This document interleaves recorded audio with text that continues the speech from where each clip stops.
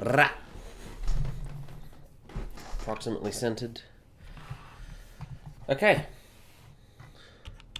So, still working on reducing the amount of filler words that I use in each one of these videos.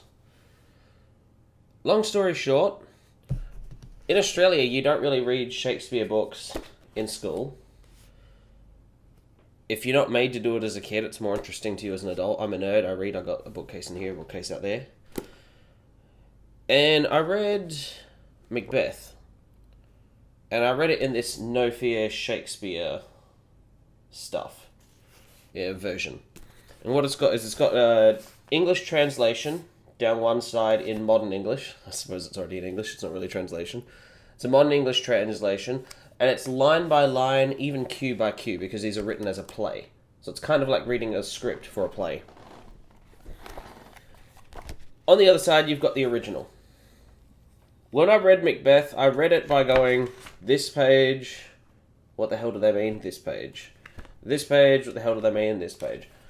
As you see, you kind of seesaw through the book. It's a little bit of an awkward way to read it, but at least you understand what's going on. And because of the two exposures, sometimes you get the plots, because Shakespeare, again, because it's a play, likes to weave multiple threads, and then at the ending have everything interact in a very busy way. And when you're reading it, it's kind of hard to keep track of. So that double chance is good. I read Macbeth, and then I went through and just read the left-hand page, the original. And once you 90% know what's happening, that kind of gives you the feel of the way that he writes. So I think it's the only way to pick up the tone, is to either research the book and understand basically the plot before you read it, or to do what I did. Read both. Or perhaps you could even just read the right-hand page and then go through and reread and do the left-hand page. Okay, that's probably smarter than what I did. Anyway, there's no Shakespeare version. I bought on a teacher site. Weird fact, I'm a qualified primary school teacher, although I don't really like teaching that much, so I don't. I work in a different industry now. So yeah, I bought a bunch of them, and I'm really enjoying reading through them. So I figured I'd make a video. I know a lot of people in the US have to study this for school. I'm going to try and keep the plot concise, because the plot in this one, from reading other people's responses to this, is the most confusing thing to people. Most people can pick up the themes and the basic idea of it. There's a couple of scenes which, because people go crazy, and it's written in language that you don't normally use, it's confusing for two reasons. Like, he's being abstract, and it's hard to understand him even if he was being very literal. So I'm going to try and keep it nice and concise. I might even trim down this...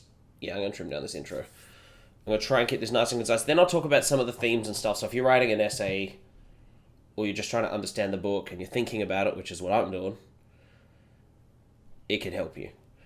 Alright. So there's two main plots that weave throughout this, but they both reduce down to a common factor. And that common factor is they revolve around families and their fathers. They also both involve betrayal and dishonesty. So King Lear of Britain, who's based on a historical figure, or a semi-mythological, semi-historical figure, is the King of Britain. He's old, he wants to retire from his duties of being a monarch, and he has two conniving daughters and an honest daughter. She's very plain-spoken, and he has affection for all of them. Lear's a pretty fair king, but in his old age, he's making bad decisions, and he's becoming feeble and erratic, and he's always had a temper anyway, so it's exacerbating those factors. The other father, and kind of the second plot line, and this is what makes this book confusing at times, as they snap between them. The other father is Gloucester? I don't know how to pronounce it. I'll overlay it. Oh, actually, I can see if I just typoed it in here. Gloucester. Okay, Gloucester. He's a nobleman in Lear's court. He has two sons, and right at the start of the book, you hear him talking about his bastard son. So he has a bastard and a legitimate son. His bastard son is Edmund. His legitimate son is Edgar. Edmund is looked down upon by the society at the time for being a bastard, and his father acts embarrassed by Edmund because admitting that he has a bastard admits that he had an affair. And you see that right at the start of the book as he introduced the bastard son to another nobleman who doesn't really actually seem to care. Alright, so that's the overall sort of theme. You're best off, before writing any essay on this, like getting the little character by character thing at the start of the book where they explain who each character is. And I thought, oh, well, I'm not going to read the character by character because it's going to spoil half the book, and it kind of does.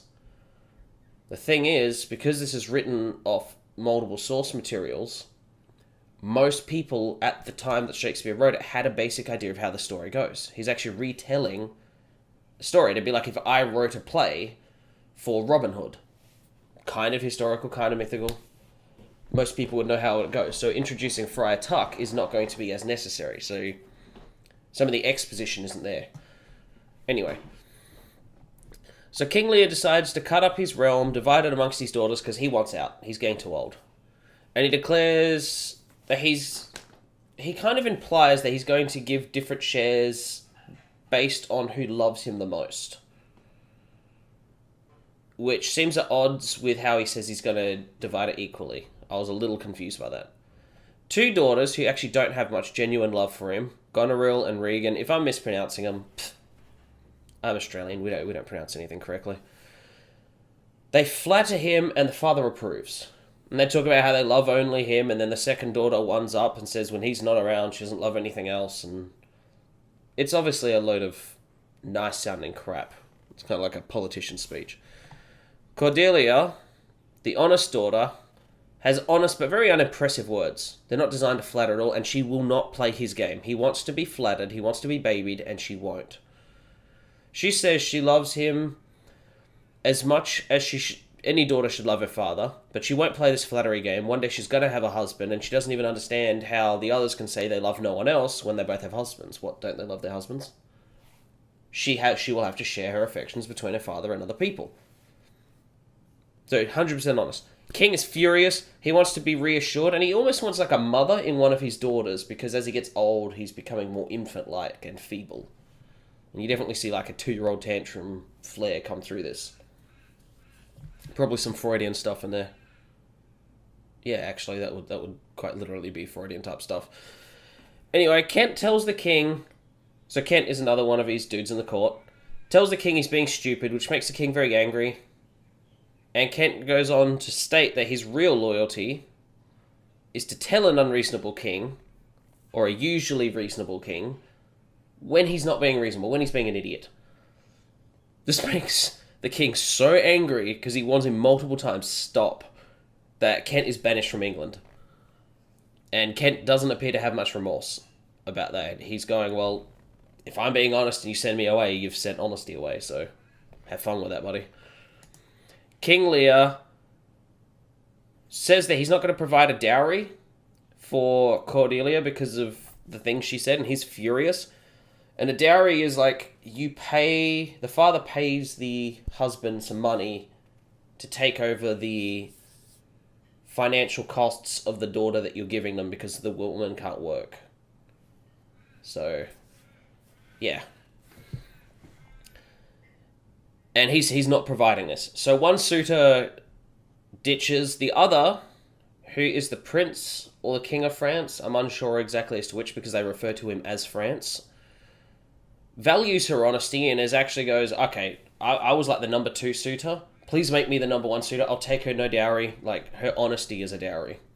Interesting. Now we go to Gloucester's son, the bastard son, Edmund, starts to scheme. He's resentful about being a second-class citizen, having that second status in life. And he schemes against his brother and his father, and he really goes after the brother, who ironically is one of the few people who trusts him and seems to treat him as an equal. He mainly achieves this by telling his father one thing and his brother another, and he has his brother convinced that the father is trying to persecute him and is mad about something, and that the father convinced that he's trying to kill the father, and he even forges a fake letter and all this stuff. I'm not going to go into the fine details of that because it's pretty easy to pick up in the book. Okay, The king's given up his power, so now he goes to the first daughter, and both of the daughters have already conspired. The bad daughters are mean to Lear, and they're now in a superior position. So they can strip him of his power, which is something that the first daughter does. She halves his 100 knights that he left as a condition down to 50. Less of a threat. The king's still expected to be treated like a king after giving away his power, which was a big mistake. He tries to kind of say like, oh, I'll go to your sister and all of this, but the two have already conspired in advance, and they write letters to coordinate between them as the book goes. So even though they're competing with each other and kind of intend to fight later and everything, they work together to shut the king out. Albany, a husband of one of the daughters, is upset that the king's being treated this way and that the king gets angry enough to leave after losing 50 of his people. During this time, Kent comes back in disguise as a servant and spends the rest of the play basically looking out for the king and getting into fist fights and standing up for him because he honestly buys into the fact that that king was a good king. Edmund, the bastard, convinces Edgar, his brother, that he's being persecuted by the father and that he should run away, and he does. Then he cuts himself with the sword. The father comes in, and he goes, "Oh, look, Edgar tried to kill me. You know, he's gone over the edge." And the father buys it. I'm cutting this down a lot. At the other daughter's house, the king starts to figure out his mistakes. Because the second daughter won't meet with him and then treats him badly. And also the fool, who is allowed to criticize himself. He's been very critical of any criticism and he's pushed it all away, but he's full. He insists on keeping with him and allowing him to criticize him. I think he kind of cordons off the role of people who are allowed to criticize me to the fool, because they're not. The fool is not in competition with him. He's not a noble or anything like that. So it's quite an interesting one for someone who's so sensitive. He keeps around someone who makes fun of him and is very critical, and the fool is completely loyal. Stripped of all his knights and sent away into a storm by himself because the daughters shut out the door and they again conspire together. This starts to turn him crazy because it's a really bad storm and he's old and feeble. He's like yelling at the lightning and the thunder and everything. Those scenes are confusing to read through, but that's basically all I took from it. He goes crazy in a storm. Gloucester shows Edmund a letter detailing that the King of France has landed troops in an effort to help Cordelia, who's now his wife, to save King Lear and make him the king again. I realise I keep referring to him as King Lear at the point where he's not the King Lear anymore, but whatever. Gloucester goes back into the storm to look for and hopefully help the king, even though he's aware that this actually compromises his position. Regan and Goneril have specifically stated not to back up the king, and he's doing it anyway. So you're starting to see that loyalty theme come through. Cordelia is loyal, Kent is loyal, the fool is loyal, and even this guy is loyal. Edmund, who's basically a bit of a rat, he's a snake, but he's being trusted right now by someone honest. He takes this info to the bad daughters because the father's gone running out into the storm looking for the king. He's like hiding in a hut or something. And both of the daughters want this Edmund will come to want at this point him sexually, in contrast to their husbands that they both have. Edmund is given his father's title for this info by Cornwall, who is the unrelenting husband. So you had Albany before, who was remorseful and wasn't really leading the ship at all, and now you have this husband who is nasty and cruel and is as bad as his wife. Gloucester meets the maddened king, Edgar. Oh, and Edgar, who is in disguise as Tom the Fool, who basically spouts philosophy, crazy-sounding stuff because he doesn't want to be discovered. And he's also emotionally unstable after being turned out of his home. After some talking and sharing of info, basically Gloucester goes home. The king is off the rails and is seeming to be infatuated with Edgar, who is acting as a fool, like as a madman, as Mad Tom. Gloucester gets arrested by Cornwall, the nastier husband of the two nastier daughters, and he has both of his eyes gouged out as they torture and interrogate him. He learns at this time that Edmund actually hates him and that Edgar was loyal. Edmund's not there at this time. There's a lot of coming and going. Again, it's a play, so people entering and leaving the scenes is more self-evident when you've got a physical play in front of you instead of a book. And this is some of the more confusing stuff. Cornwall is stabbed by a servant who just snaps after seeing this dude get his eyes gouged out. The servant gets killed by Cornwall, but Cornwall is starting to bleed out and he will die. Like, he's screwed.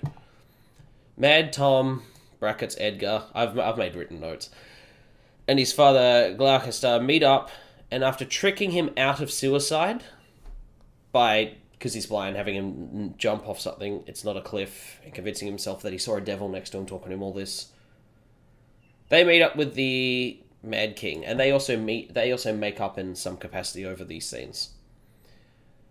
Goneril wants to make war with the French, but Albany now is against it, and he's starting to show some backbone. Where he's been pretty spineless as Goneril has gone and done these bad things against her father, Lear the King.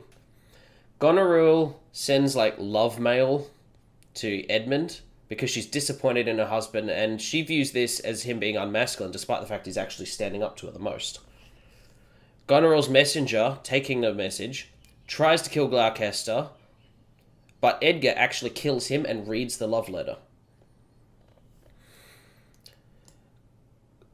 Cordelia's followers find the king, and they give him some kind of sleeping stuff, so he actually sleeps and rests. The sleep mostly works, and he wakes up and apologizes to Cordelia because he's realized the errors of his ways. Regan also confesses to Edmund as they're preparing to fight the French. Edgar gives the love letter to Cordelia. From Cordelia to Edmund. Oh my goodness. Okay, this is confusing to say. Edgar, who's in disguise, takes the love letter, which was addressed from Cordelia to Edmund, and he gives it to Albany, who is Cordelia's husband, and says that if they win the battle against the French, blast a horn 3 times and you'll rock up and fight as a champion for him. Basically, trial by combat. If you've seen Game of Thrones, it's essentially the same thing. It's what it's based off. In fact, you'll see a lot of themes from this in Game of Thrones. And, other influences as well. The French lose, and Cordelia and Lear are captured.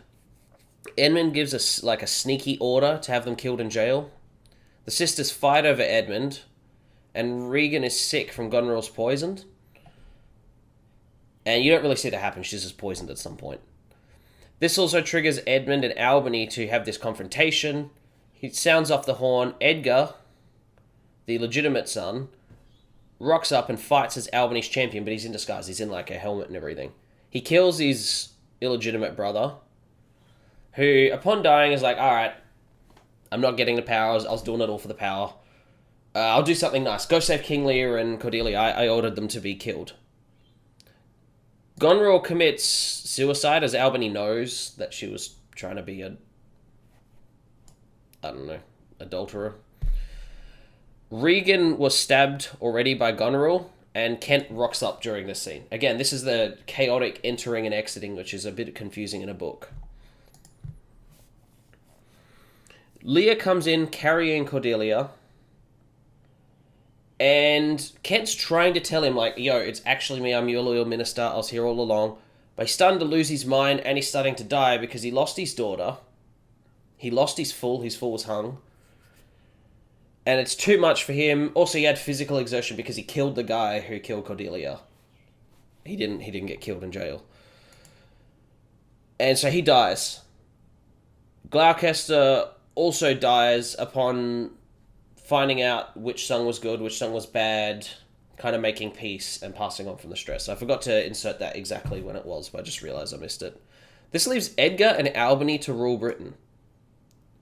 With Edgar and Albany both being decent dudes, but they're previously naive, and obviously they're a little less naive now.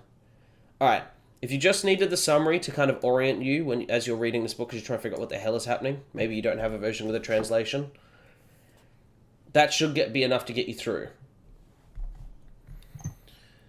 Alright, now we're going to go into interesting themes and ideas. How am I doing for time? 20 minutes. Cool. Alright, the fool is the only one the king lets tell the truth. I touched on this as I was going through the summary, but I noted it as an interesting theme. And he doesn't really regard comedy and poetry and all of that sort of thing as something that threatens his ego. And he actually encourages the fool and seems to value him for his loyalty because he understands at some level that harsh truths are possible from someone who's loyal. And maybe that's kind of a precedent he set when he was younger. And as he's gotten older, he's kind of forgotten that more, but the momentum of having done it so many times when he was younger has carried on. I find that very interesting for talks on comedy and censorship now with people saying stuff that you couldn't otherwise say. Because the fool is able to say things that people weren't otherwise able to say to the king, and that's actually how they get through to him. Okay, the two daughters have like an infant like son in their father as he becomes older. You know, old people become kind of childlike. And he's almost looking for a mother figure in that. There's something going on there. I'm not a psychoanalyst or anything, but... And Cordelia, I notice, is almost like a parent who lets their kids fail a bit. You know, puts them into a team sport. If they lose, you know, it's how you play that counts. But they're not looking for the participation trophy. They're not looking for the referee to tell them that their kid won when they didn't. It's just, bad luck, pick yourself up, try next time. She's like honest, and it sounds a little harsher, and it's not going to sell as much. It's not as easy to advertise, but it's better for you. Cordelia was honest with the king. And I just noticed that was interesting because it kind of reflects in different parenting styles, and I think parents who are more honest with their kids, you can't always be 100% honest with your kids, see a similar effect to this. And if you baby your kids and put them in a bubble, they get out into the real world naive and they find out that it's much harsher than it is, and then they can become very nihilistic and distrustful because they thought it was one thing, then it was another. And they didn't get built up and become strong enough to face it. So, yeah, interesting. I just thought that reflected, like, oddly in parenting styles. I believe the book contains a theme of not trusting appearances, quite obviously. I mean, there's people in disguise and also people lying all the time. Allowing yourself to be criticized, at least by those close to you, which is obviously not something a king could do a lot because he's got to stay in power. And a rejection of Machiavellian thinking. So I made a Machiavelli book. He's a political theorist, brought in like very political realism. It's only the effect that counts, can justify doing bad things in his type of rationale. And Shakespeare seems to be rejecting against this. Now, it's actually debatable whether or not he read Machiavelli's work, but he's definitely influenced at least by people who were influenced by Machiavelli's work. So whether he read it or he got it secondhand, those ideas are coming up at this time, and he's rejecting them, I think, through this play. I also think Shakespeare is suggesting that honest people are having a hard time in this new world that's coming up, which is starting to get around, you know, to the Crusades are basically all over. Even the post-Crusade fighting by the Turkish net is really over. You're starting to get a Renaissance. You're starting to get out of that classical era. Things are changing. And he's suggesting that honest people are going to have a hard time in this new world. And some of these power structures set by the old world, which is kind of the king, are fooled by charlatans. And there are just so many people grasping for power without caring about the truth. And Machiavelli kind of talks about how powerful people should keep their power, how they do act to keep their power. And appearances will matter more than the truth. So appearing virtuous is more important than being virtuous if you're trying to control the crowd, especially if your perception influences crowd violence. So if people think you're generous and you're not, but that reduces crowd violence, you could argue it's more moral than being generous and not being thought of it, and it increases the crowd violence, which means more people die. Interesting difference of opinions. There's been a couple of Machiavelli-type characters who are depicted as scheming and flawed, such as Richard II and Richard III, and show some evidence of a Machiavelli influence, even if it's not directly from him, even if he read like the anti-Machiavelli sermon/paper that was written, or he just noticed people who had read Machiavelli stuff, thought it was a good idea, were acting in a consistent way. He recognized that pattern and he's reacting to it. Again, I can't state to you, and you probably shouldn't state that he's read Machiavelli, but there definitely seems to be an influence.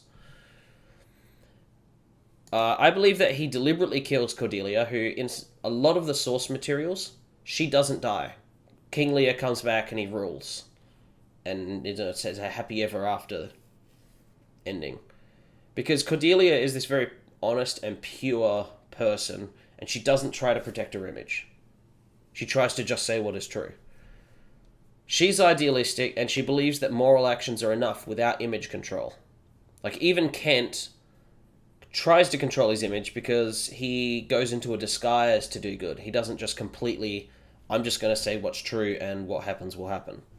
He at least does it enough where he will live to be able to do the good. I think Cordelia dying and old Lear dying, because he can't... I think he represents like good old England, which is a kind of theme you'll notice with Shakespeare. He's very pro-England, being English. And he dies without his honesty in a way, which is kind of embodied in Cordelia. So when she dies, it's kind of like the part of him that was good dies and he can't go on without it. And I think Shakespeare isn't deliberately trying to annoy you. You're meant to like Cordelia, you're meant to like these virtuous people. And people were so annoyed by this play that it actually got rewritten so that Cordelia lived, because people were so angry. And I think they're missing the point. I think Shakespeare's point is Machiavellian thinking annoys him, and he wants you to hate it when someone who acts idealistically and morally dies, because then in your head you're processing that as the correct way to be, which I think is his point. It's very hard to articulate that exactly in the words, but it's like he puts idealism and doing the right thing for the sake of the right thing in Cordelia, has you bond with it, and then when it dies, you don't want it to die. You want it back. You want it to have lived, which means in a way you're now taking on those virtues and you're agreeing with him that he's correct in a weird way because he's triggered that emotional response in you. I thought that was interesting. Apparently there is a source material where she dies and where she doesn't, but Shakespeare was probably aware of both. So that's interesting. Also, I don't think Shakespeare is meant to have been able to read Latin and Italian very much. But I'm not an expert in Shakespeare. I'm kind of entry level, so I'm gonna leave it there. I finally got one under 30 minutes. Thought this was super interesting. I thought some of the themes woven through this to deal with honesty, deceit, not judging by appearances, political like realism, which is just being pragmatic versus being idealistic. I thought it was really interesting, and I actually enjoyed this one more than Macbeth, which I didn't think I would because I liked Macbeth. All right, I'm out. See ya.